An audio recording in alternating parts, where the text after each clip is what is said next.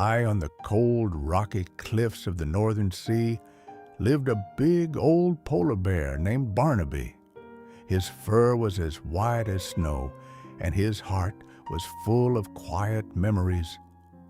Barnaby loved the ocean, but sometimes, when the winter nights grew too long, he felt very lonely. One stormy evening, as the waves crashed against the rocks, Barnaby noticed a tiny, warm light trapped in a tide pool. He climbed down carefully and reached out his giant paw. To his surprise, it wasn't a piece of glass, but a tiny living lighthouse, no bigger than a teacup, shivering from the cold.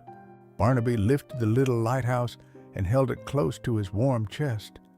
The tiny structure blinked its golden light happily and spoke in a soft, tinkling voice. "Thank you, Big Bear," it whispered. "My name is Pip. I am supposed to guide ships, but I got lost in the big storm." Barnaby sat down on the dry grass, sheltering Pip from the freezing wind.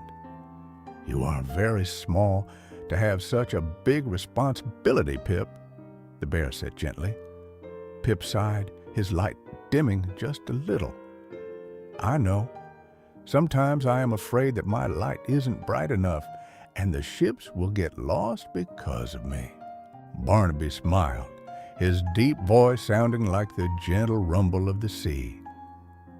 "Being bright doesn't mean you have to light up the whole ocean at once, little Pip. Even the smallest spark can show someone the way home if they are looking closely enough in the dark." Pip looked up at the giant bear, and his golden light began to glow a bit warmer and brighter.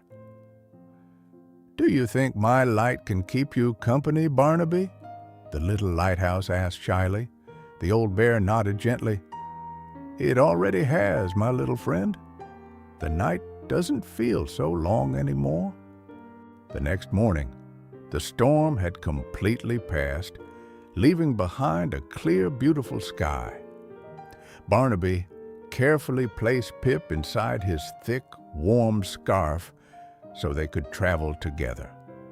For the first time in many years, the old bear felt a spark of excitement in his heart. They walked along the edge of the cliffs, looking out at the endless horizon. Pip pointed its little beam of light toward the distant waves, showing Barnaby things he had never noticed before: hidden caves, dancing seabirds, and the beautiful way the morning sun painted the water in gold. As the sun rose higher, Barnaby realized something important. They were both small in a very big world, but together they had everything they needed. They had a journey ahead of them, a friendship to share, and a light that would never go out.